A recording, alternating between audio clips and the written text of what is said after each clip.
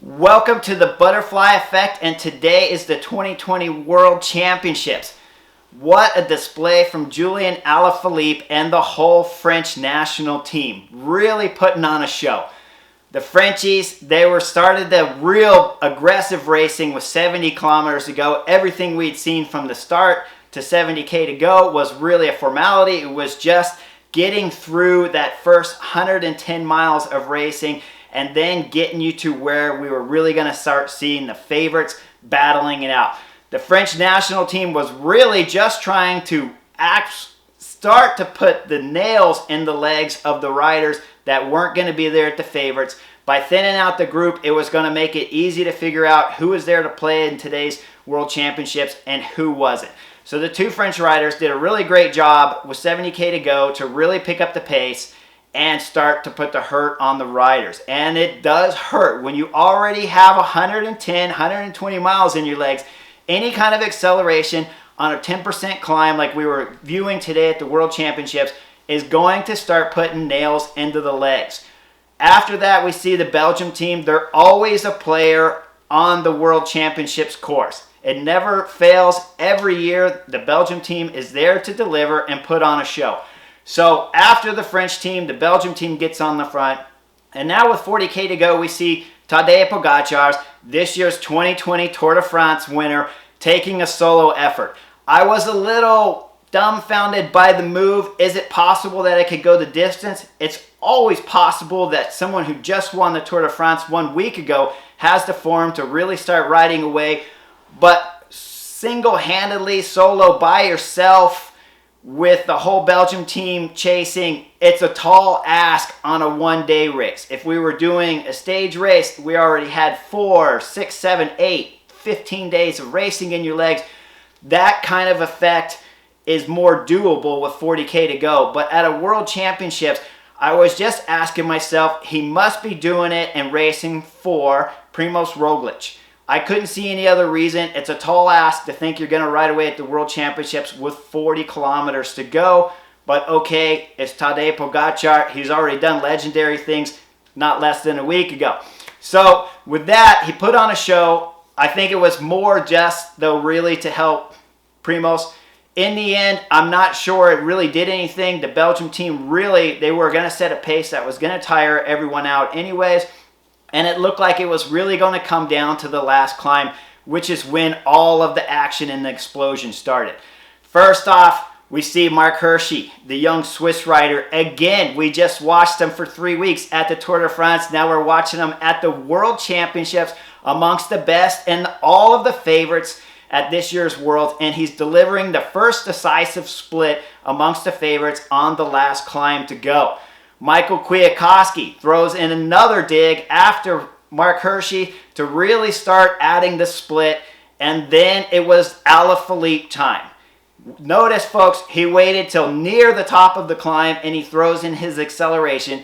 But what I really want you to notice, if you watch the Tour de France, you go back to stage 2, and you see in stage 2, when he did his acceleration in stage 2 on the Col d'Ez, you'll see that he does a big acceleration and then he really kind of blows up and loses that speed.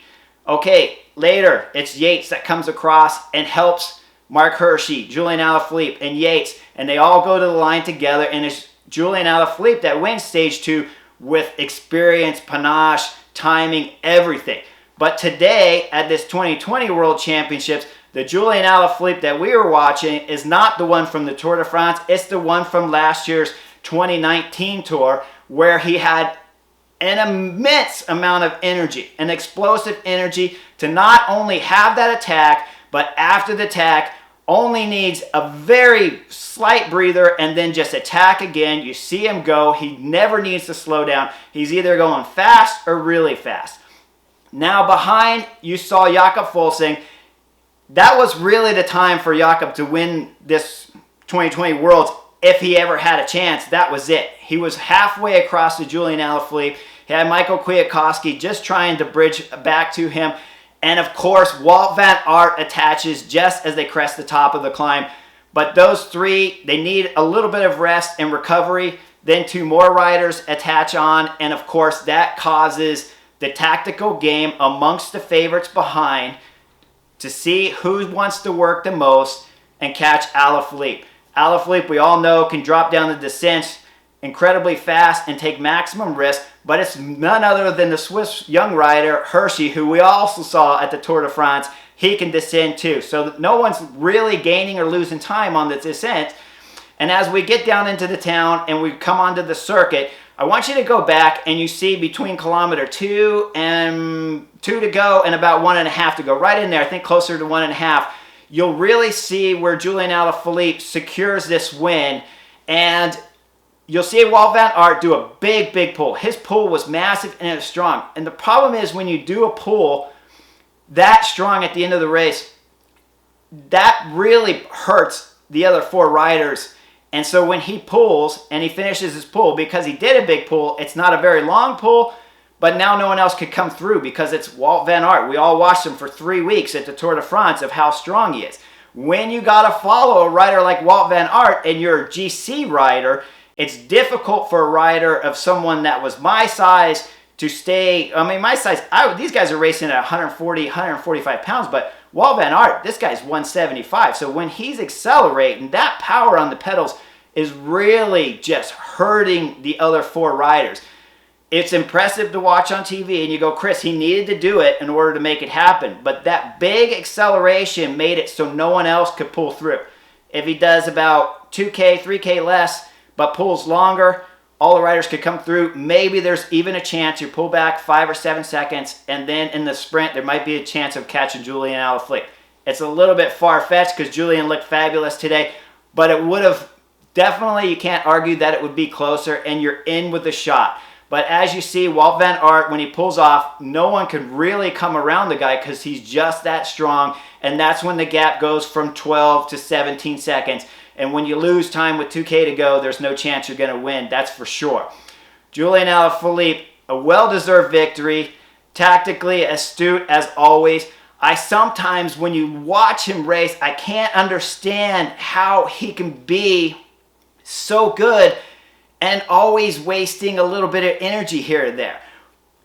With 25 kilometers to go, you could see Julian Alaphilippe at the back of the favorites. And it's not easy to get from the back to the front. That's a lot of wasted energy. When I was bike racing, I never left the front. I always stayed at the front. If I was at the back, I absolutely needed food or I had a mechanical. Those were the only reasons. But hopefully I had teammates to bring me food, and you can't do anything about a mechanical. But Julian Alaphilippe, throughout the Tour de France, last year's 2019 and 2020, you could often see him. He loves to socialize and talk, and he uses a lot of energy. So with 25K to go, I'm watching the World Championships, and he's at the back talking with his teammate, and I just can't imagine that you could be at the back and then go and dominate at the World Championships like he has. But we, of course, have seen it often through Julian Alaphilippe, so he can do it. I've had teammates.